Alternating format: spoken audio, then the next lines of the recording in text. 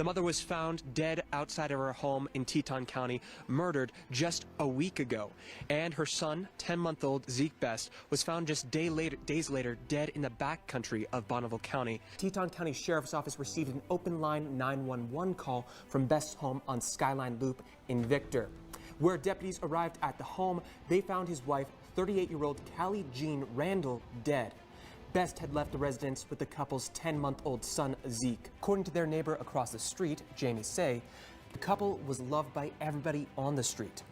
Best would apparently work on his neighbors' cars as a silversmith. Kali would make the neighbors' kids jewelry for their birthdays.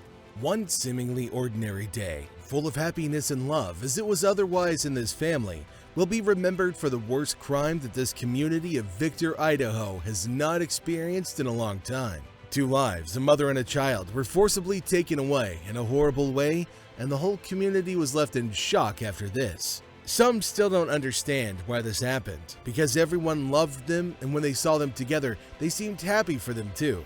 This city was not known for such events, but it will remain known to the public for a long time after this. The biggest city in Teton County, Idaho, USA is Victor. 4 pre-existing settlements named Trail Creek, Fox Creek, Chapin, and Cedron were combined to form it in 1889. It bears George Victor Sherwood's name, a devoted mail carrier who delivered letters in defiance of threats of violence during that time. To make the story even darker, the mother at the time when she was killed was 6 months pregnant, expecting a second baby. According to the prosecution, Jeremy Albert Best, 48, shot and murdered Kali Randall Best, who was 38 years old. He was accused with 2 first-degree murder offenses, one of which included the murder of a fetus. Best's competency to stand trial will be assessed through a mental health evaluation. No one expected this from the family. Only words of praise could be heard for them. They were loved by everyone, from neighbors to family. They were always happy, smiling, and willing to help. Everyone will remember Kali and her baby Zeke as someone who knew how to brighten everyone's day. Kali was a passionate hiker, and she used every possible opportunity to spend time with her baby on a forest trail where they would wander for hours and explore together. On social media, Kali diligently shared her experiences as a wife, a mother, and a jewelry manufacturer. She mentioned how much she loved creating sturdy heirloom quality silver pieces for her clients, and how such pieces let them carry a slice of her soul on their daily adventures, as she said in an August Instagram post. She was a very warm person and was always there for everyone. That's why everyone loved to see them together, because they believed that they were a perfect couple. They both had that certain thing that makes them special, and they fit perfectly. Just a year ago, Best referred to her spouse as the most unique, vivid, and enthusiastic individual in a Facebook post on her birthday. The couple and their 3 dogs were featured in the post with the caption, "Forever thankful you were born." According to the Bonneville County Sheriff's Office, just after 9:15 a.m., 2 hunters reported to the police that they had discovered a guy by the side of the road in a sleeping bag. The caller said that in addition to being nude, the man was making odd statements. Eventually, the guy was recognized as Best, who was wanted in relation to his wife's murder and the kidnapping of their baby son, Zeke Best. According to the sheriff's office, they discovered Zeke's body at the location, along with Best's SUV off the road and down an embankment. They also stated that on November 30th, Best was seen wandering around the neighborhood, naked at a shop. Best, according to the authorities, was assessed on the spot and sent to Eastern Idaho Regional Medical Center. He was later discharged despite having been turned over to the hospital team for further medical and mental well-being concerns.